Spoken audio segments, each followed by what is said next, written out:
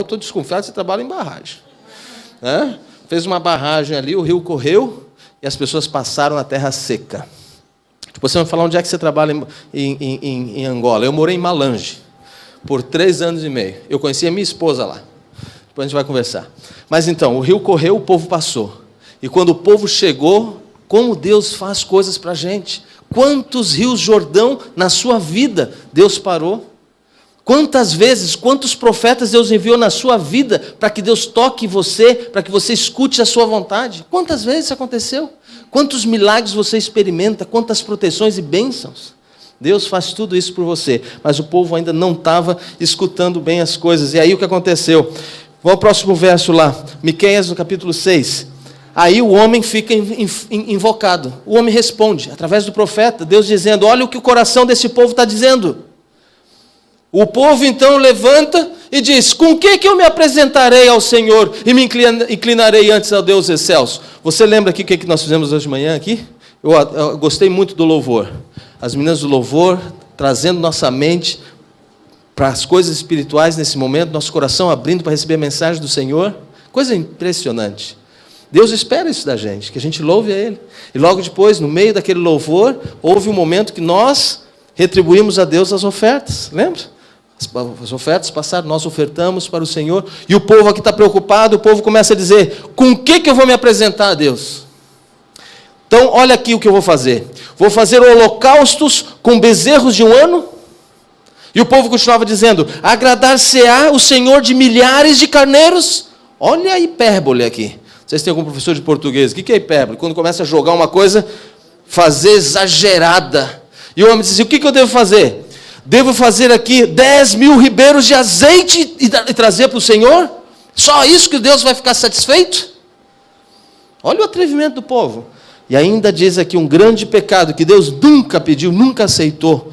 O povo diz, darei o meu primogênito pela minha transgressão, o fruto do meu corpo pelo pecado da minha alma. Deus nunca pede coisas que você não pode dar. Deus só pede as coisas que você pode oferecer. Deus não estava pedindo 10.000 carneiros, ribeiros de azeite. Não estava pedindo o primogênito, o filho mais velho de cada um, que oferecesse sacrifício. Não, isso faziam os outros. Os outros deuses pagãos, os outros sacerdotes incitavam o povo a fazer isso, mas Deus não pedia isso. E aí responde Deus então, de uma maneira muito sublime, uma verdade fantástica. A resposta de Deus vem no próximo verso. A resposta de Deus é muito sutil. Ele te declarou ao homem o que é bom. E ele te declarou o que é que o Senhor pede de ti. E a única coisa que Deus pede de ti está dividida em 3 partes. Deus pede de ti que pratiques a justiça, ames a misericórdia e andes humildemente com teu Deus. Esse verso nós vamos trabalhar ele um pouquinho essa manhã. Deus pede que você pratique a justiça, que você ame a misericórdia e que você ande humildemente com teu Deus. São as 3 coisas que Deus pede de ti. A única coisa, em 3 partes. Deus pede que você faça essas 3 coisinhas aqui. Essa é a medida pela qual nós seremos medidos. Essa é a medida pela qual Deus nos julgará. E isso aqui tem uma coisa muito interessante. Se você subir, eu botei numa tabelinha para facilitar a nossa compreensão nessa manhã. Olha aqui, Miqueias 6,8 então fala sobre andar humildemente com Deus. Miqueias 6,8 fala de amar a misericórdia e de praticar a justiça. E essas coisas vamos trabalhar um pouquinho. Antes vamos falar um pouquinho o que significa andar humildemente com Deus. E para isso eu vou ler uma carta que foi encontrada alguns anos atrás. Essa carta foi encontrada numa lata de fermento. Sabe aquelas latinhas de pó royal? Numa latinha de fermento desse aí foi encontrada na manopla, ou não sei como é que se vai chamar isso aí, aquela alça de uma bomba, essas bombas de deserto, essas bombas de água. Lembra aquelas bombas de água de antigamente? Numa manopla dessas bombas, no meio do deserto, havia um poço, havia uma fonte, e essa latinha de fermento estava ali, amarrada nele. E dizia o seguinte, olha o que diz ali. O deserto é o deserto de Amargosa, se alguém está em dúvida. Eu vou tomar até um pouco d'água, porque fiquei com sede, só falando de deserto. Deu sede na hora. Mas olha aqui. A carta dizia o seguinte: esta bomba está em funcionamento hoje, junho de 1932. Eu coloquei uma bucha de pressão nova para que ela, para essa bomba, e essa deve durar 5 anos. Mas antes de bombear a água, a bucha deve ser molhada. Não sei quantos aqui já viram uma bomba dessa, ou já trabalharam numa bomba dessa. Se você já, eu morei de 1983 até 1988, quando criança, moramos nas Ilhas do Cabo Verde. E nas Ilhas do Cabo Verde, muitas bombas dessas eram comuns nas casas das pessoas, porque haviam cisternas de água que se enchiam, e ali o pessoal tinha que tirar aquela bomba. E realmente a bomba ela funciona com uma bucha que é feita de cortiça ou bucha de couro, mas para ela funcionar, você tem que ensopar aquela bucha antes. O que essa carta está dizendo é exatamente isso. Um forasteiro está caminhando no deserto, encontra uma bomba, ele começa e não vai sair água. Então o que ele quis dizer é o seguinte: antes de bombear a água, a bucha deve ser molhada. E olha o que ele fala: embaixo da pedra branca ao lado, eu enterrei uma garrafa de água, fora do sol e com uma rolha de cortiça tapando-a. A água suficiente nela para preparar a bomba. O que você faz quando você tem sede? Toma água, certo? E o que você faz se está num deserto e não tem água? Você tem que buscar água em algum lugar. Agora imagina a situação. Você chega perto de uma fonte de água, você bate a fonte e vê que ela não sai água porque a bomba precisa ser o quê? Molhada. Você tem que jogar a água que você não tem. Mas o camarada está dizendo: espera aí um pouquinho, eu tenho uma água escondida, uma garrafa d'água escondida embaixo da pedra. Eu quero que você pegue a única água que você tem e jogue fora. Você faria isso?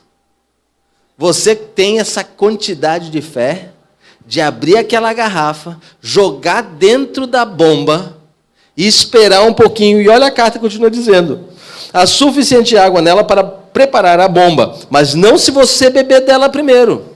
Se você beber a metade da garrafa e jogar o resto, não vai ter água suficiente para preparar a bomba. Você tem que jogar a metade da água dentro da bomba, esperar alguns minutos e botar o resto todinho lá. E olha só.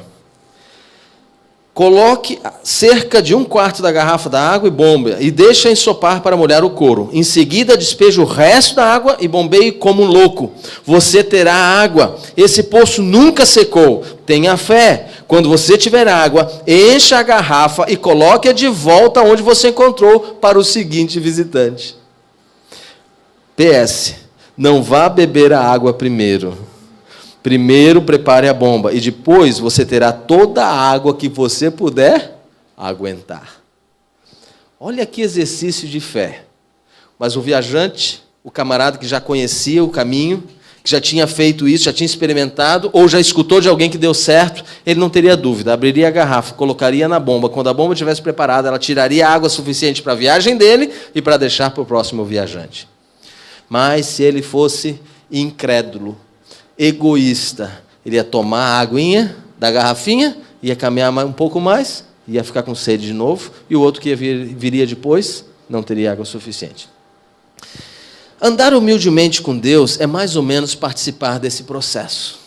É você ter humildade suficiente para permitir que Deus dirija todos os seus passos. Que coisa difícil. Um homem inteligente como você está lá no meio do mato em Angola, pensando: eu agora vou fazer o quê? Vou confiar em Deus que dirige a minha vida? Ou eu sei o que eu estou fazendo aqui?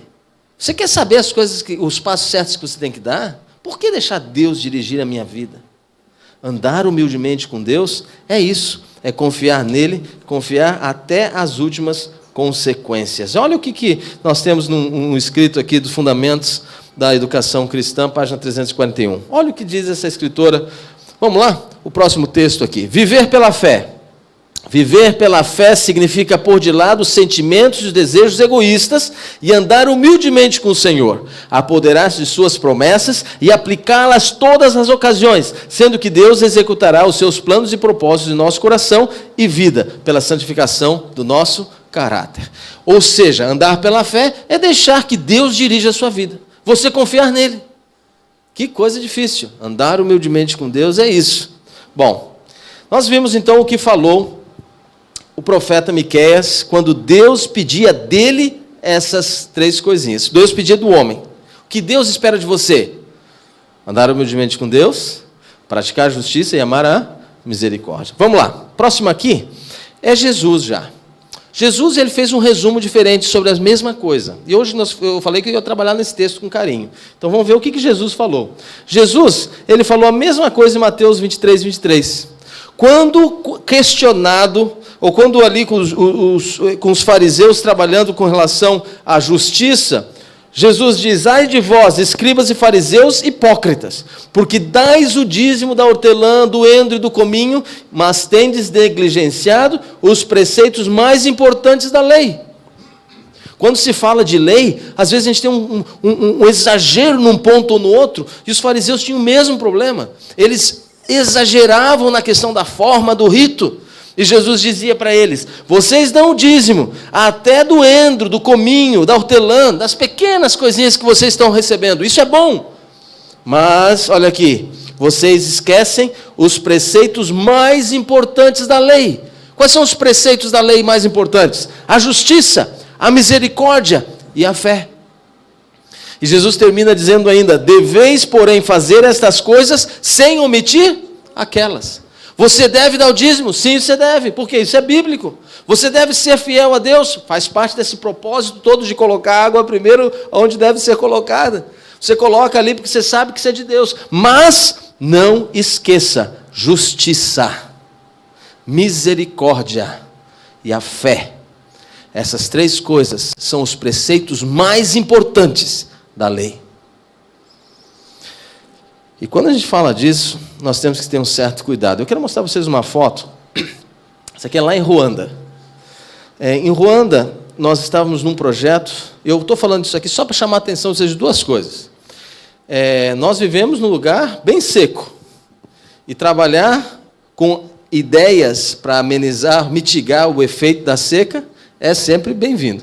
Isso aqui é uma boa ideia para a gente colocar em prática depois. Se você falar assim: pastor, eu queria ver isso aqui em funcionamento no Nordeste, quero ajudar uma comunidade tal, a ADRA tem planos para trabalhar aqui no Nordeste, precisa de ajuda, vocês podem ajudar a gente. Mas olha essa ideia aqui, é uma caixa pequena, isso aqui pode ser um canteiro no fundo de uma casa.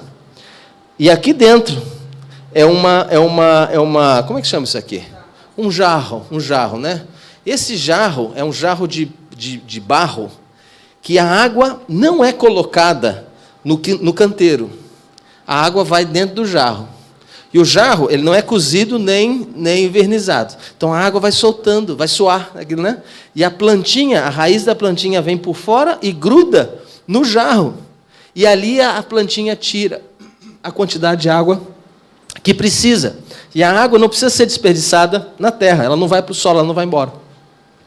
Então nós conseguimos mostrar lá em Ruanda que as pessoas que saíam com 3, 4 galões de água, você deve ter visto em Angola também, o pessoal vai buscar água no rio para voltar. Então elas jogavam aquela água no chão ali para plantar, e a água ia embora. Então elas precisavam de 4, 5 galões para regar um canteiro, de repente agora só 1 galão, enchendo esses potes, e o pote ficava quase uma semana cheio, ia baixando devagarzinho, e conseguiram plantar de uma maneira mais prática.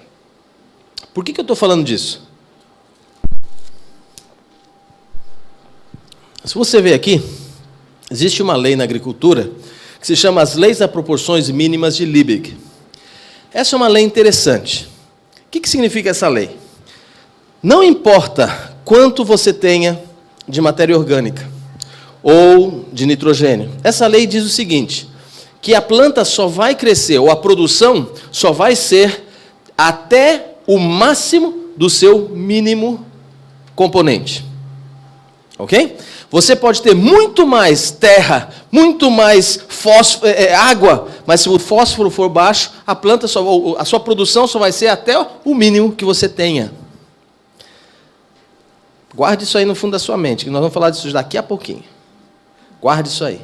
As leis das proporções mínimas significa que você pode se especializar numa coisa, mas se em a outra você estiver aqui embaixo, você não vai produzir tanto quanto você deveria. Tá bom? Guarda isso aí no fundo da sua mente. Vamos para lá.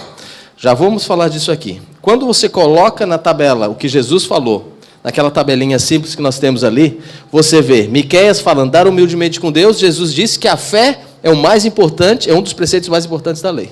Andar humildemente com Deus é ter fé. A gente já falou disso, certo? Amar a misericórdia, Jesus falou misericórdia. Simples e claro. Não tenha dúvida. Quando Jesus fala praticar a justiça, ele falou justiça. É muito claro. Os preceitos são claros, os 3 elementos são claros. Você deve andar humildemente com Deus, ou ter fé, amar a misericórdia, praticar a justiça e ser uma pessoa justa. Agora, aconteceu uma questão interessante, se você pergunta o que é a misericórdia. Nós já vimos que é ter fé, já dei um exemplo da história lá do deserto. Agora, o que é misericórdia? Eu quero dar um exemplo de uma história que aconteceu com Napoleão Bonaparte. Um soldado de Napoleão havia cometido um erro e ele foi condenado à morte. A mãe desse soldado, desesperada, quando soube que seu filho havia sido condenado à morte, ela corre e se apresenta ao imperador. E quando ela chega perante o imperador, ele diz: olha, ele cometeu uma falha, eu preciso que você perdoe o meu filho. Então, Napoleão diz o seguinte: o jovem havia cometido uma determinada infração já por 2 vezes e a justiça pedia a sua morte. Então a mãe disse: Senhor, eu não peço justiça, eu peço misericórdia. Napoleão então diz o seguinte: o seu filho não merece misericórdia. E a mãe então responde: Senhor, não seria misericórdia se ele merecesse. A misericórdia é o que eu peço. Pensou um pouquinho ali? Se fosse ele merecesse, não seria misericórdia. Misericórdia é porque ele não merece. Misericórdia é quando você vê uma pessoa na rua e você pode pensar: esse vagabundo está aqui deitado, não está ganhando, está vivendo de Bolsa Família, ele não merece nada. Mas Deus está dizendo: não é justiça que eu peço, é misericórdia, compaixão. Quando você vê essa questão de misericórdia e justiça, eu gosto muito daquele livro Mercador de Veneza, que depois se tornou uma obra de teatro, que depois se tornou um filme, Mercador de Veneza, de Shakespeare, onde ele fala o seguinte, tem uma frase muito interessante ali, que diz o seguinte: a misericórdia faz cessar a justiça. Uma anula a outra. E nesse caso é muito claro. Olha só o que Deus nos fala através de um conselho inspirado para a igreja. Baixa um pouquinho. Aqui, essa frase aqui. Cadê ela? Baixa um pouquinho. Aqui. Se negligenciarmos a causa dos necessitados e desafortunados, que nos venha ao conhecimento, não importa quem sejam eles. Se nós não podemos negligenciar a causa dos necessitados. Se nós negligenciarmos, nós não temos a garantia de vida eterna, pois não estamos correspondendo aos deveres que Deus sobre nós nos impõe. Interessante esse verso aqui. É um negócio bem forte. É um texto forte. Por quê? Porque eu não quero entrar na política aqui, mas a responsabilidade de cuidar daqueles que não têm não é dos outros. A responsabilidade de cuidar daqueles que não têm é de quem? Minha. Puxa, mas espera aí um pouquinho. Para que tem Bolsa Família, então? Nós vamos falar um pouquinho mais disso aí. Daqui um pouquinho. Vamos subir um pouquinho só para esse paralelo aqui. Lembra que eu falei da lei das mínimas proporções de Liebig? De igual maneira, quando se fala de vida espiritual, você pode crescer somente baseado naquilo que você tem menos.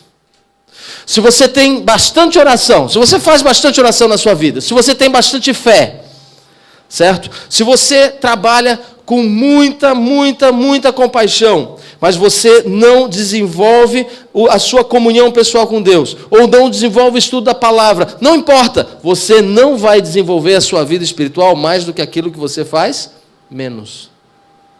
Se você deixa de orar, você vai poder se desenvolver espiritualmente? De nenhuma maneira. Então, atenção a isso, que essas coisas caminham juntas.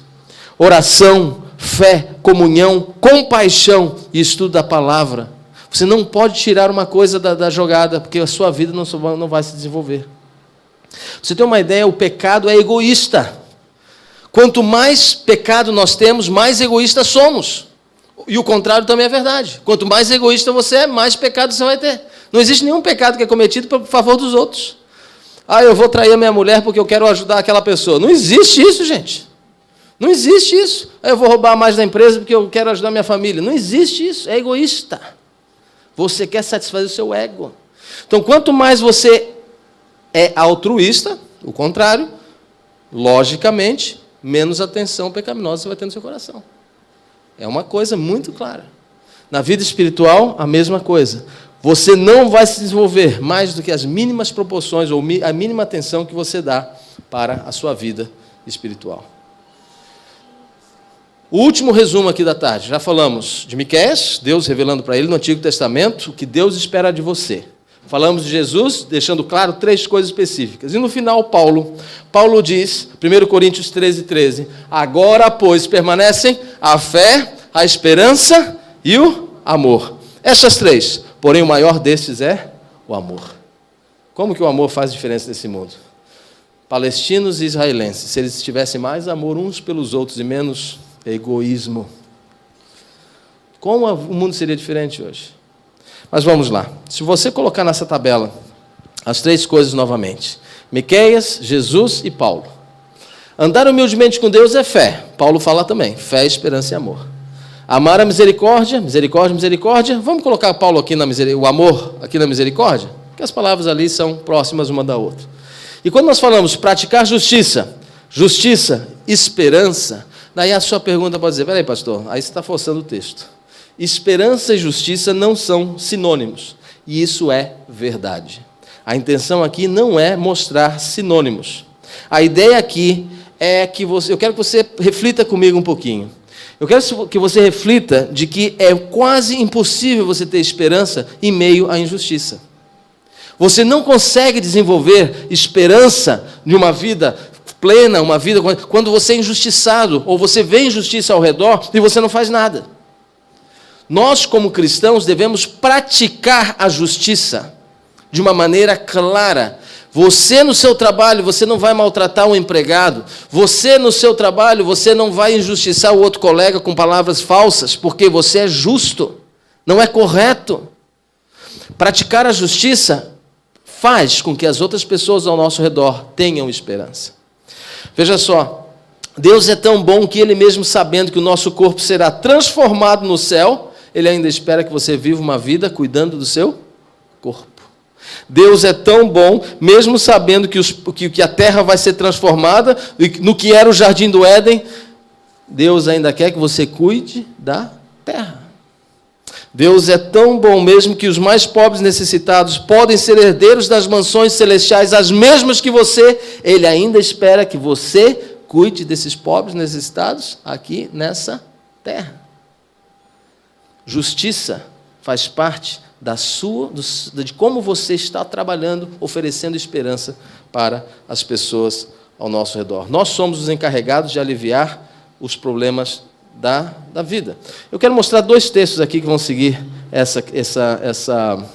Pode subir um pouquinho mais. Aí, tá. A justiça ensinada por Cristo é conformidade de coração de vida com a revelada vontade de Deus. Para começar, o que é justiça? É andar de acordo com a vontade de Deus. Se todo mundo fizesse o que Deus manda, nós não teríamos injustiça no mundo. Esse é o conceito. Se todo mundo fizesse o que Deus manda, nós não teria rico tirando de pobre ou pobre esperando cair do céu a coisa. Não haveria, porque haveria um pouco mais de cuidado. Sobe um pouquinho mais. É verdade que é uma indignação justificável mesmo nos seguidores de Cristo. Olha que interessante esse texto aqui. Porque fala que você pode ficar indignado, que você pode ficar bravo. Eu sei que aqui, uma vez eu estava conversando com um amigo que acaba de vir do Amazonas para trabalhar aqui no Nordeste. Ele fala assim, rapaz, uma diferença que eu vi aqui bastante é que o nordestino é bravo. É verdade, não leva desaforo para casa, não. Essa indignação é aceitável em 2 condições. A primeira aqui, quando vem que Deus é desonrado, seu serviço exposto ao descrédito. Se você vê alguém caluniando, falando de Deus de uma maneira de desonra, desonrando a Deus, através de ações, ou através de... Existem aquelas pessoas que falam em nome de Deus com outros propósitos. Quando você vê isso, você tem que ficar irritado, você tem que ficar irado. Por quê? Porque não é correto. Ainda mais se você é aqui, cabra bom mesmo, tem que ficar bravo mesmo. Está certo. E a segunda razão aqui, quando vem o inocente opresso. Uma justa indignação agita a alma, e tal ira, nascida da sensibilidade moral, não é pecado. Quando você vê um camarada sendo injustiçado, você tem que falar pela justiça. Ainda bem que você está fazendo direito, meu filho. Porque o direito é para isso mesmo. Você vê injustiça e levanta a mão. Não é para ficar parado, não. Não se para em meio à injustiça. Você vê acontecendo coisas. O que aconteceu quando os nazistas começaram a matar os judeus? O que aconteceu ali? Cadê a indignação do povo? Porque politicamente incorreto, a gente não pode falar mal do governo. Não existe isso. O que aconteceu no genocídio de Ruanda? Quando os Tutsis estavam ali sendo mortos pelos Hutus. Cadê a indignação do crente? Cadê? Está errado isso aí. Atenção, se nós fizermos a vontade de Deus, é aquilo que a gente fala sempre, onde é que está a justiça? O mundo seria mais justo. Você tem que se levantar e defender a justiça. Então vamos para aquela tabelinha, a última aqui, para fechar o quadro. Olha aqui. Quando você fala de fé, eu coloquei ali a palavra semente, seeds em inglês. A palavra semente é que quando você vive pela fé, você bota no seu coração uma sementinha. Essa sementinha, ela vai brotar. Ela começa a fazer parte da sua vida. A fé faz com que você coloque no seu coração as sementes da verdade, pura e simplesmente. Agora, essa semente da verdade, ela cresce e ela se torna em ações. Se ela só fica no ideal, no intelectual e no conceitual, você não está fazendo nada, meu amigo. Não adianta você crer em Deus e tratar os outros como se fosse o diabo. Não adianta, não funciona. Não adianta você dizer que foi salvo por Cristo, mas você trabalha e maltrata todo mundo ao redor. Não funciona. Então, as suas sementes da verdade se transformam em ações que você coloca em prática. E, finalmente, quando você vê a injustiça, para você trazer esperança, você tem que fazer o que com a erva daninha? O que você faz com a erva daninha? Você arranca. Você tem que fazer, praticamente tem que tirar. Você não pode deixar passar. Então, essa é a mensagem que Deus deixou muito clara na sua vida. E hoje eu quero compartilhar com você. Arranque essa erva daninha. E aqui, finalmente, um outro texto para compartilhar, para fecharmos essa manhã. Sinais dos Tempos, 13 de junho de 1892. Ellen White escreveu o seguinte: na providência de Deus, os acontecimentos têm sido ordenados de maneira que sempre tenhamos o quê? Pobres conosco. Por quê? Porque, meu querido, a fim de que seja no coração humano um constante exercício dos atributos do amor e da misericórdia. Você é quem faz, você que tem responsabilidade do cuidado dos pobres necessitados. Porque quando você cuida deles, você está exercitando o amor e misericórdia no quê? No seu coração. Olha que coisa impressionante. E continua falando. O homem deve cultivar a bondade e a compaixão de Cristo. Não deve distanciar-se dos tristes, dos aflitos e dos necessitados e angustiados. Nós temos que estar próximos a eles. Para quê? Para podermos exercitar a compaixão de Deus na nossa vida. Gostaria de terminar somente com uma história.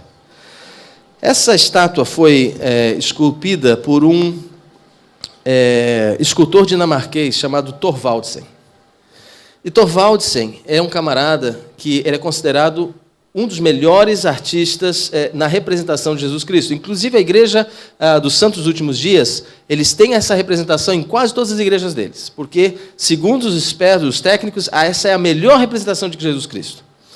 Então, Thorvaldsen ele tinha uma réplica dessa estátua numa igreja de Londres, no período na década de 40, quando começou o bombardeio alemão sobre Londres. E a igreja onde tinha uma cópia dessa estátua foi bombardeada. E a igreja foi destruída. Parte da igreja caiu, a estátua caiu, e por causa disso, passaram alguns anos, os alemães que viviam em Londres decidiram reconstruir essa estátua. E no processo de reconstrução da igreja, na realidade eles quiseram reconstruir toda a igreja como uma maneira de dizer para eles, olha, desculpa pelo que nós fizemos, um ato de boa fé. E o que aconteceu ali foi que na hora da reconstrução da igreja, chegou o momento da estátua. E conseguiram colocar as peças maiores juntas, não teve problema, colaram de alguma maneira. Mas quando chegou nas mãos da estátua, um detalhe importante é que a estátua tem escrito nos seus pés, ela tem escrito, vinde a mim. Vinde a mim. Mas quando eles reconstruíram a estátua. Eles descobriram que as mãos não podiam ser reconstruídas. Então eles pensaram, o que a gente vai fazer? Vamos pedir para um arquiteto vir aqui e fazer de novo essas mãos, alguma coisa assim, ou um escultor fazer de novo? E alguém disse, não. Por que nós não deixamos a estátua assim como ela está? E vamos deixar ela sem as mãos. Só que a inscrição que está ali nos pés da estátua nós vamos mudar. E a inscrição que foi colocada foi essa inscrição aqui. As únicas mãos de Cristo na terra são as suas. As únicas mãos de Cristo na terra são as suas. Jesus não vai vir aqui cuidar dos pobres. Nem espera que o PT faça isso com Bolsa Família. Ele espera que você faça isso, para você cuidar do seu coração. Para você usar as mãos de Cristo, que é você. Portanto, essa mensagem para hoje é que você possa levar para casa e lembrar, quando você vê alguém necessitado, que as mãos de Cristo na terra é você e sou eu. Deus nos abençoe, nos possa fazer realmente servos dele. Amém.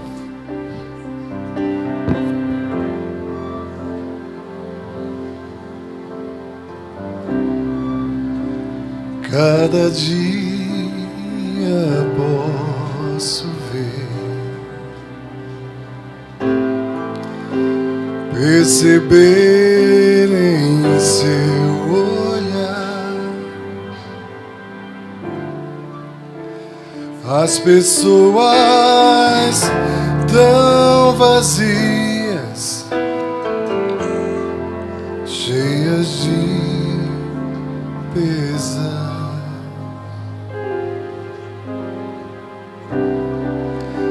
Vivem cada vez mais sós, morrem sem amor. Um sorriso esconde a dor. Só Jesus o vê.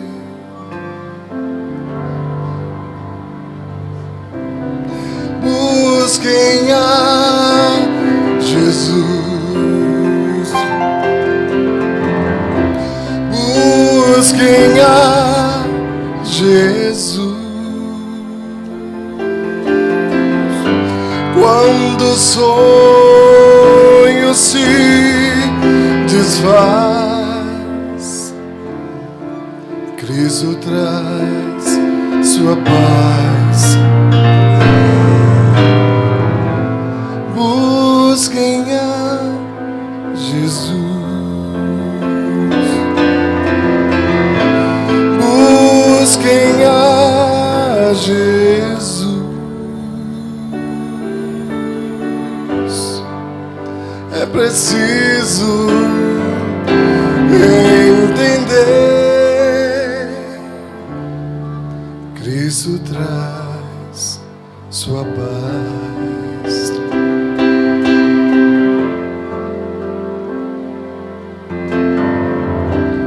Sua luz, Jesus me dá. Ele espera que eu vá ajudar a quem quiser nova vida encontrar, e a todos que vier muita paz buscar. Novo sol irá brilhar, trevas nunca mais.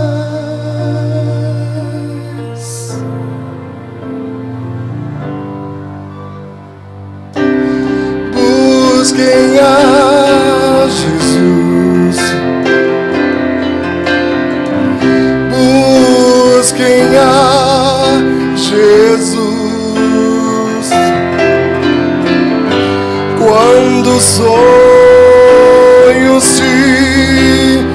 pessoas, Cristo traz a sua paz. Busquem a Jesus, busquem a Jesus.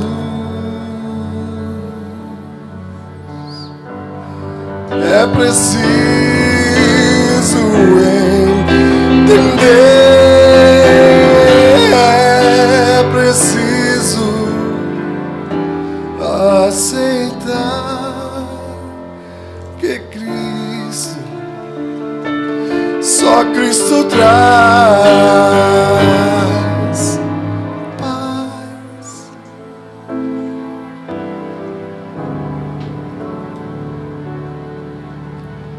Cristo traz paz.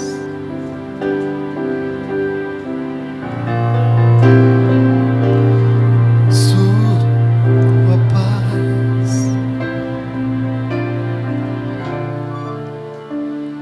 Sua paz. Amém.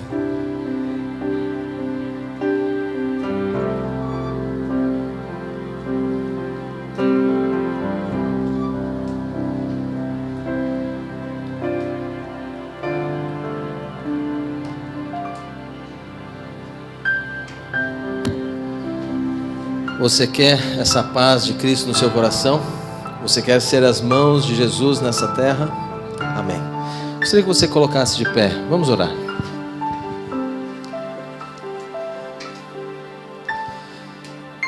Amante Pai, Criador dos céus e da terra,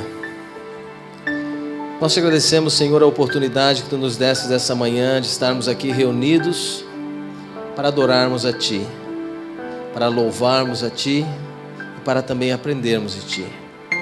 Aprendemos, Senhor, na Tua palavra que Tu esperas que nós amemos a misericórdia, praticamos a justiça, mas que andemos também humildemente contigo. Por isso, Senhor, nós pedimos que nesse momento Teu Santo Espírito possa estar com cada um de nós nessa manhã. Teu Santo Espírito possa fazer morada no nosso coração e possamos sair daqui, Senhor, com a paz de Cristo Jesus. Esteja com cada um de nós, isso nós pedimos no nome de Jesus. Amém.